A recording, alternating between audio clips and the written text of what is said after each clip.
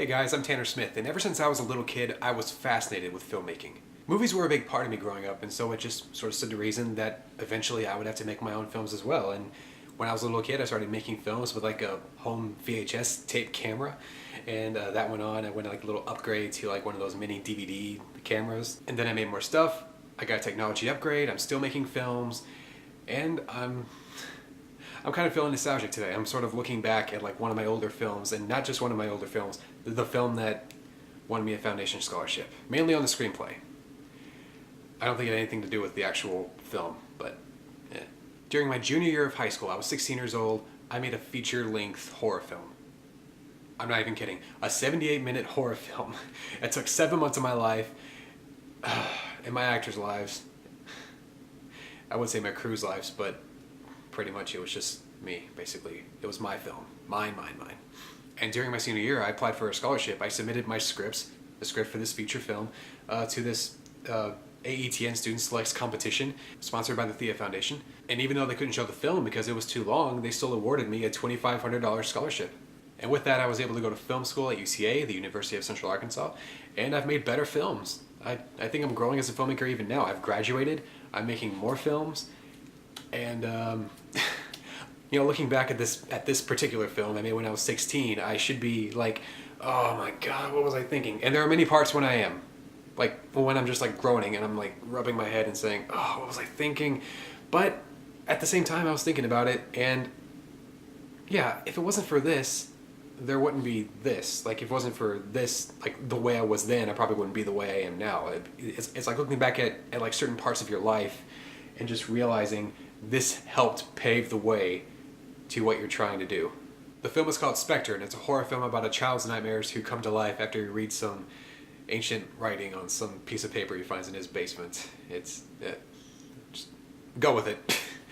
And so it was Halloween night, and I thought I'd invite my friend Brian to come over and watch it, and I thought I'd record his reactions upon watching it. So while I'm going to explain like certain parts of the story as best I can in chronological order, I'm going to show his reactions to certain things. And I think you might enjoy it, so just stay tuned. Here we go. So the film begins with basically probably the best thing the film has to offer, the theme music.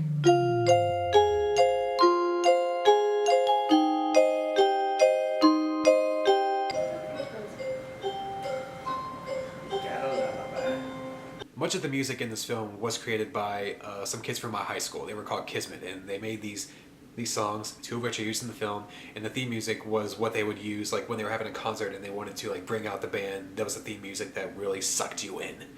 And I listened to it, and I just thought it sounded like a deranged lullaby that I thought fit really well with the script I was writing, which is basically about nightmares coming to life. So I thought, so I asked him, hey, do you mind if I use that for my film? And he said yes, and here we are.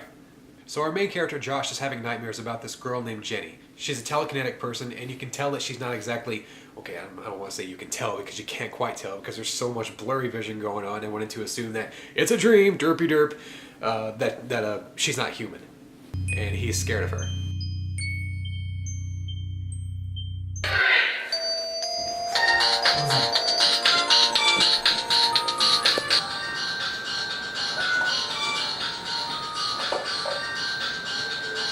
Jam music.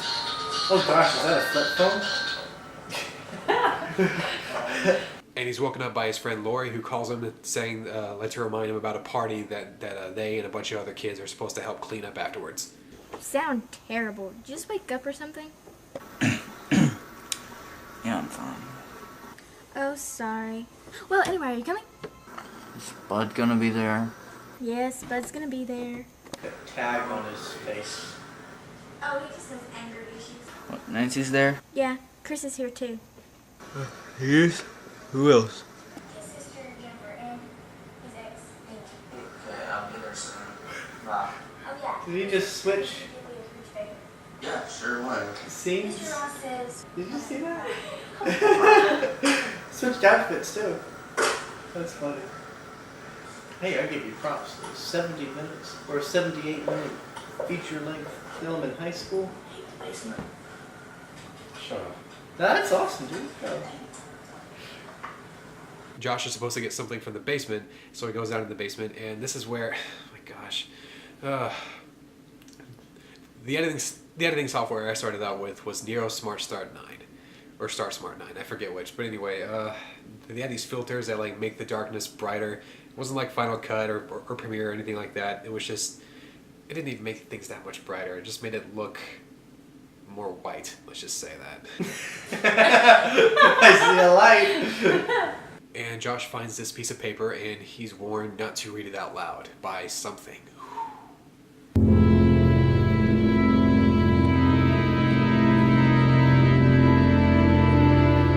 And he takes it along with him. Don't ask me why. Okay, you know what? Ask me why. Because I wrote the thing. I should know why he brings it along with him. Do you make a cameo? Well, I'm one of the main actors. Oh, okay. I play Bully. Bud Tinelli. So we goes to the church and the Family Life Center where the party is taking place, and that's where you get the introduction to my character. Here we go. And I'm about to show up in 5, 4, 3, 2. Oh, Bud Tinelli brings down Gibson. Justin Abel kicks up fumble. Dork. Such a convincing bully. And this is where you get introduced to many of the characters, such as Chris, Jennifer, Nancy, Dina, and Bud. Oh, Bud. I just thought that maybe you and I should, I don't know, possibly go to the homecoming dance, maybe. Every dog has his day. Go find yours. Ouch. And you get a conversation between Josh and Laura. You can tell that they want to be more than just friends, but, you know, it's an awkward age, so. How'd you convince them to finish the movie? They just said please. That's so nice of them. Get downstairs, boy. Shut up! Shut up! So after the party, the kids have to pick up the tables, pick up the chairs, put them away, and stuff like that, and there's no one else there but them. There's no adult supervision. And by the way, most of the film takes place at this church. My family and I were big churchgoers at this church, and they knew that I make movies, and so they were like, you know what, let the kid film whatever he wants. He's not hurting anything, he's not going to steal anything, he's fine, just let him do whatever. Yeah, I guess I get trust points. So Josh shows the piece of paper that he found in his basement to Lori. You found this in your basement? That's not the weirdest part. When I found this note, it told me to burn it and not read it out loud. What do you mean it told you? And they look it over, and they see that there's some Latin writing on it, and Josh decides to read it aloud.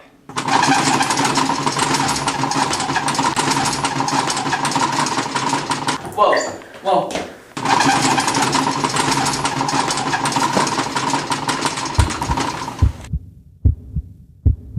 Unless you just sat down. This hurt speaks too much, I gotta sit. Soon after, Josh goes into the bathroom to wash his hands when suddenly he hears, Josh.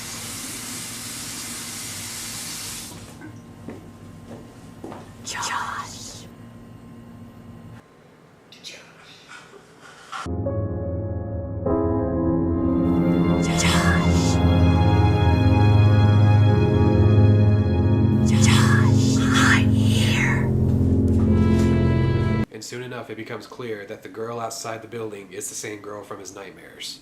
What? Josh, how can that be true? I don't know. I've never seen her before, except in my nightmares.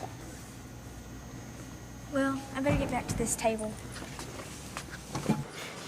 Well, that's interesting. I don't even go back to the tables. And then other weird things start happening, like chairs move by themselves, little Jawas run into the kitchen. Yeah, they're Jawas. I mean, like, who was I kidding, right? I tried to call them minions. I tried to call them, like, I would even try to call them, like, dwarf knockoffs from Phantasm. But come on, they're Jawas. All that's missing is a little tee-hee, come on. But I couldn't help it. I mean, like, I thought little things in, like, black clothes and hoods and stuff was scary. I tried my best to make it scary. I think when I shot it, like, far away, like, seeing it in a distance, I thought that was kind of creepy. I thought that was kind of scary. And then when it appears, like a behind Dina, like, shows up, like, right there, it's like, she's like, what was that? And she turns around and it's gone. I thought I was being scary there, but it's not. It's just not. Didn't you see that? Seen what? I could have done it a lot better. I need a time machine.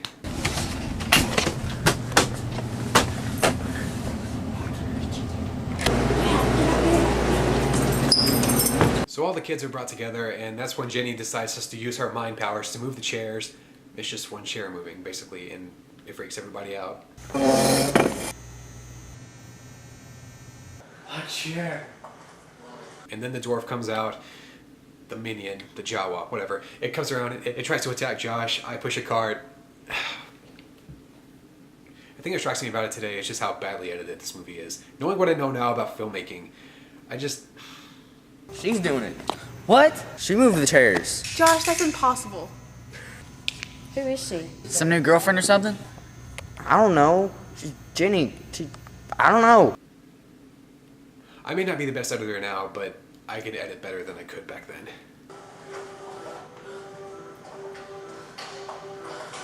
Yeah, it's a lot of the editing here, right? Yep.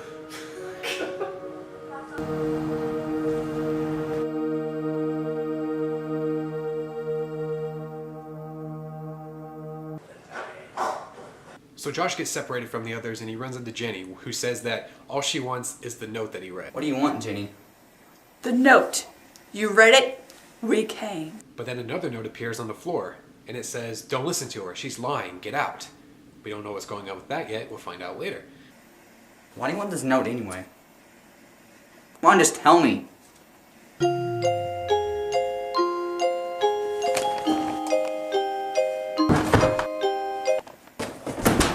I said so. Josh obviously doesn't trust Jenny, but Jenny decides to give him a chance, to give him 1 hour to think these over, and if he thinks wrong, then she'll kill him.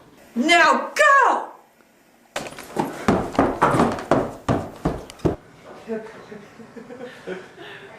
So all the kids reunite and they hide out at the community center, and it's still the church we're filming in. I just used different little areas of the church and I just made that the community center. Whatever. And this is where we get to, oh gosh, okay. You! It's all your fault. You tuned us up and now we're all gonna die. Stop it, bud. It's not his fault. It's not his fault. Everything's his fault. But it's okay, because then we get this moment. Hey, you're not funny, garbage boy. Want to see the other take? Action. I hate you, garbage boy.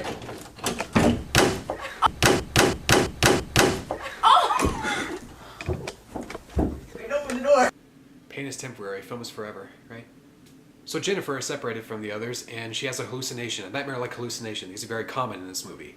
Whereas there are some parts dream and some parts real. There are nightmare-like hallucinations. The kids can see stuff that they're afraid of. She sees worms on her hands, and then there's a bat. It's just a little toy bat I flew in the air.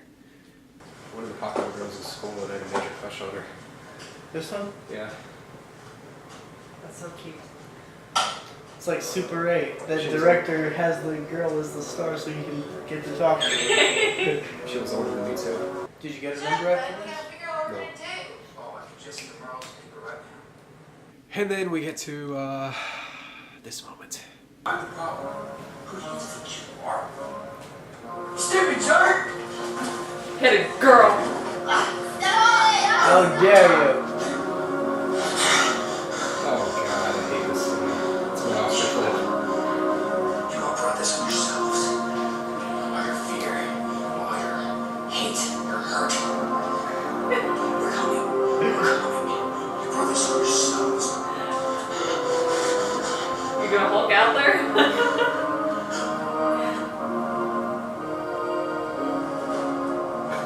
And the Oscar goes to...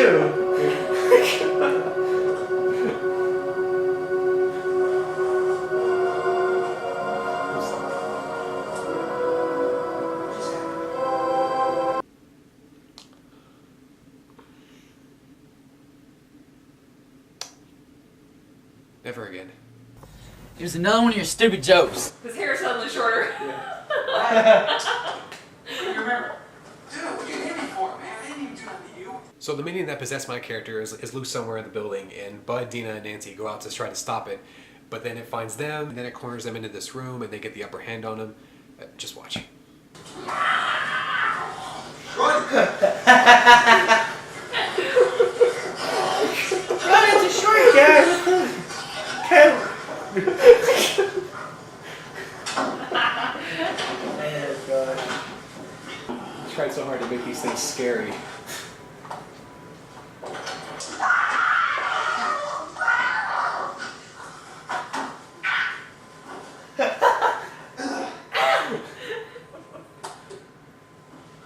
Josh decides, screw it, and he tears up the note.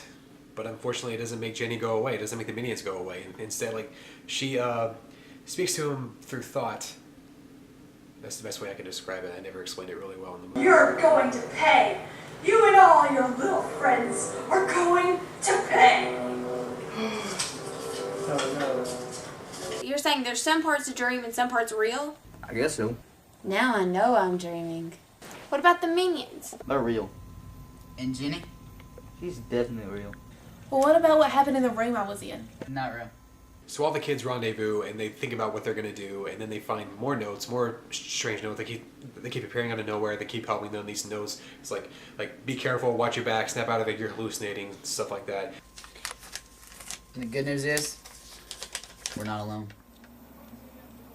He's helping us. This other note appears, tells them to come to the church where they'll know everything. So the kids make it back to the church and they realize where those helpful notes came from. It's actually a ghost, a girl named Kate. This is where the story gets really complicated, guys. Okay, so Kate and her brother died in a car accident, and there was a heavenly light. Her brother ran toward the light, but she stayed behind, and there was a voice from the light said for her to warn Josh somehow not to read the note. That was in the basement, the one that he read out loud that started all this mayhem. And she's been doing this for about a year now. She's been looking after Josh, just making sure that he doesn't make any mistakes, even though she didn't do that good a job of it if he read the note anyway. I ran away from the light to go back to my parents. Since that night, I never saw my brother again. So days passed and I hoped the light would come back. But she knows nothing about the note or about Jenny or like why this stuff is happening. She just knows that she's there, she's a ghost, she can help by giving notes. And hey, if you think that's out there, you're gonna love what happens later. But before we get to that, the kids realize that they probably need to stay the night in the church where they'll be safe. And Chris and Jennifer, who are brother and sister, they stay up and they talk about what they've seen so far. And it's totally obvious that I shot this scene in 2 different days. Do you think anyone else can sail too? Look, it's daylight. Wow, you slept overnight. That's also good at making spitballs. That moon, man, it's bright. Please stop treating me like I'm a little kid. So Bud leaves the sanctuary and he goes exploring. He goes to look for some minions so he can beat them up. Just whatever, just doing whatever Bud wants to do, I guess.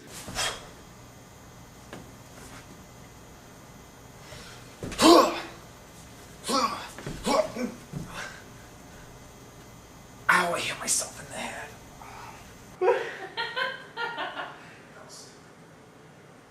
Well, you're supposed to laugh at that part. And he goes into this room and suddenly he's in his bedroom, which is actually my bedroom, but it's not really the bedroom. He's having another hallucination. And then he runs into me? Oh man. Oh man.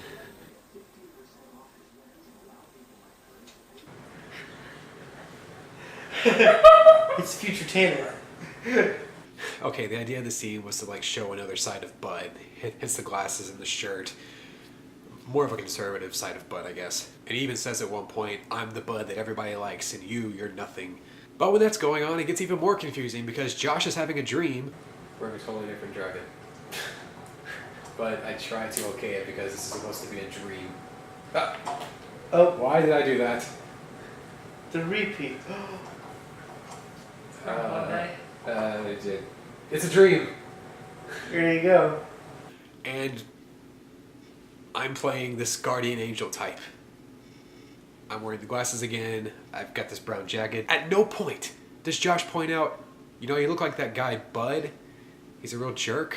And so not Bud is telling Josh like pretty much what Jenny is. She's a piercer, and piercers have the ability to control people's minds, create nightmares and everything.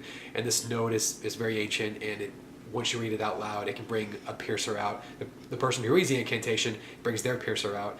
And apparently, this is where it gets really weird. If you read the incantation backwards, it can bring all the piercers out, so it can take over the world. That's pretty much what Jenny wanted. She wanted the note so that she could know the incantation, bring all the piercers out, cover the world in darkness, have all the minions. I don't know. Look, I just wanted to write an adventure, okay? A fun adventure with horror elements, a lot of fun, quirky elements, a lot of just fun, adventurous material, and I wasn't over my head. I overstuffed it with way too many story elements. A lot going on, a whole lot of exposition. I tried. I wanted to make it fun. Nothing fun happens until the climax, pretty much. But I thought I was trying to tell a creative story. One that gives insight into kids' psyches. Shows them like how they can conquer their fears if they're going to overcome them and stuff like that. You know, that typical cliche message, you know? So Josh wakes up and he goes to find Bud and he snaps him out of the hallucination in probably the best moment. Now, something I forgot to mention, and something that is stated like somewhere in the movie, is that Josh is afraid of the dark, very afraid of the dark. It's like his biggest fear. And at one point he has this hallucination and the dark tries to overcome him. He closes the doors, and so Josh has to overcome his fear of the dark by pretty much finding the light. This is how he does it. I'm not afraid of you! Let there be light.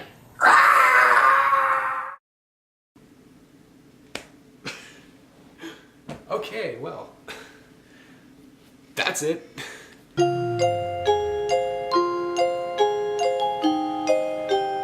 So now it's morning and the kids realize that Jenny is coming, the minions are here, and they have to figure out what to do exactly. And so they come up with this elaborate plan to play music to lure the minions to the sanctuary. They're going to have Lori like step into the baptism tub as live bait, and then they were going to like trap the minions into the tub and spray water on them, because water kills minions. Purification. It's really simple. See, we play the music, they follow it, we trap them in there. It's simple. Doesn't sound simple enough. I prolonged the climax and made it like a little chase. So Chris and Nancy lure the minions downstairs to the girls' bathroom. Chris thinks that the system is pressurized so that if both he and Nancy flush the toilets at the same time, there will be a geyser that can kill the minions with the water, because water is lethal to minions. But Nancy bluntly tells him, You idiot, it doesn't work that way. Oh man, you said it does. but thankfully Josh is there to save the day.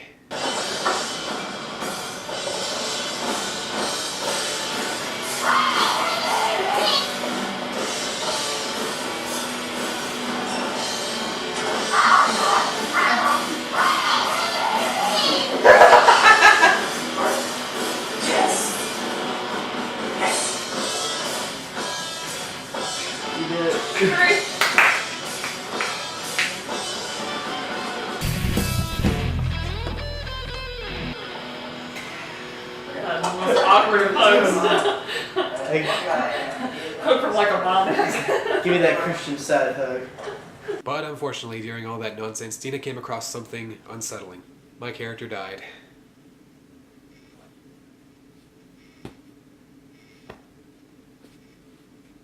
So Josh realizes that Ginny is left and he has to fight her alone.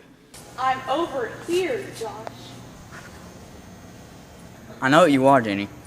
How could you possibly know what I am? And she goes on this rant about how if she had the node, she would have used humanity as slaves, and she would have had the minions keep the humans in line. I don't know how. They're like 3 feet high. I live in a world parallel to this one, where my kind reads this world's people. Simply, we pick 3 days a week and turn your dreams into nightmares. It's a living. You're a piercer. Oh, you're a scholar. But then she pretty much says that she's gonna kill him. What better way to start my life here than to eat you? I don't need energy from you, can I? Yes. And so Ginny reappears with her own black cloak and her own hood, and she becomes like pretty much a larger minion, and she goes after Josh. Josh runs for his life. Lori is around to help.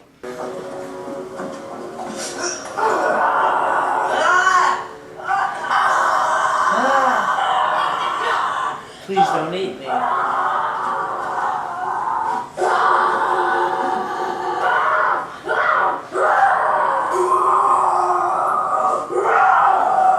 Lori! Lori! As he runs away. I'll save you the opposite direction. And hides. Way to save your friend.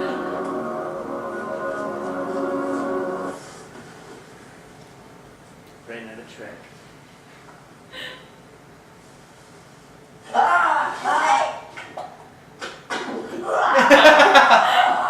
That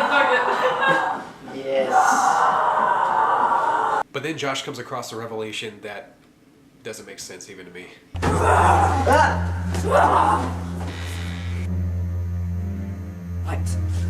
Josh, no! The idea is that the sunlight should be able to hurt her, get rid of her, because it's a nightmare. Nightmares only happen at night. First of all, nightmares don't only happen at night, and also, if sunlight was supposed to destroy her, if it was based on a nightmare, wouldn't the hours be enough to get rid of her? Because like it's morning time, everyone should be waking up, right? I don't know, but that's one thing I would change. One thing, yeah. One of many things I would change. I should remake this movie. Be afraid! Be afraid! I'm not afraid. Command to fear me!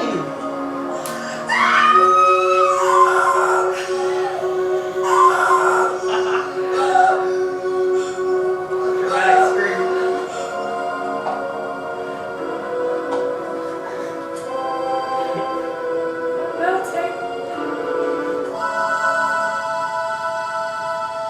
Oh, and by the way, you see this? This was because the actor playing Josh couldn't find his jacket that day. And so I just had him go like, oh, where'd my jacket go? So Josh meets up with Kate, and this is where he tells her about the dream he had. The dream where Nut Bud told him what to do, to give him all this advice and stuff like that. And she asked, did he have a brown jacket? Did he have facial hair? Did he wear glasses? And it turns out it was actually her brother. He was my brother. It just looked like Bud in your dream. What? He just looked like that so he could tell you, so you wouldn't be scared. Of course. That's one way to write yourself out of a corner, I guess. But Josh still has to face his biggest fear, which as we know already is the dark. And so Kate leaves him behind, and Josh is completely covered in darkness. Hello? Is anybody there? Hello? But thankfully, Bud's ghost comes along and tells him that the only way he can find the light is by thinking of the one thing that he cares about the most, and that, of course, is Lori, who had indicated, like, early in the proceedings that she had a crush on him. And now he feels the same way about her. And so now he finds the light, and he walks towards it, and he goes back in time to where none of it ever happened, before he read the note.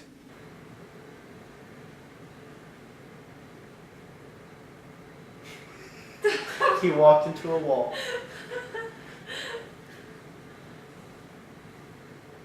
And that means... Hey, I'm alive. What? Success! How did that happen? I will kill you. I love her line. But if you die on me again, I will kill you. Thank goodness. Oh, that's great. Alright guys, let's go home. And so the day is saved, all the other kids go home, Josh and Lori have a date, Josh's jacket falls to the floor, and the movie ends with that awesome music to play us out. Please enjoy this theme music one more time.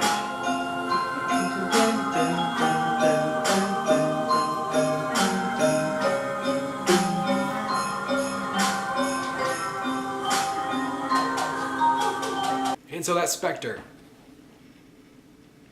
It won me a scholarship. I thought it was a very entertaining experience.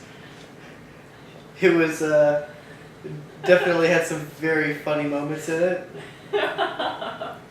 Don't think I was scared of a Party City black suit. But it was entertaining. And heck, that was a feature-length movie from a high schooler. I didn't ever make a feature-length film, not even in college. Tanner, I give you full props for making a feature-length movie in high school. And you've made more, so clearly you've improved. Okay, I've had a lot of fun revisiting this movie. I can't ignore the past for long. That was then, this is now, and it's fun to look back on certain memories and just think to yourself, oh yeah, I did that. That was kind of fun. That was cool. Some parts of it weren't as pleasant, but other times, it just made me think to myself, the movie, I'm making my movie. The movie, I'm making my movie. And that is just a really good feeling. It's a feeling that I still love to this day. The feeling that I'm making my movie. I love it. I felt it back then. I still feel it now. And I feel like no matter how good I get at filmmaking, I'm always going to remember that feeling. If I don't remember that feeling, I'm just not enjoying what I do.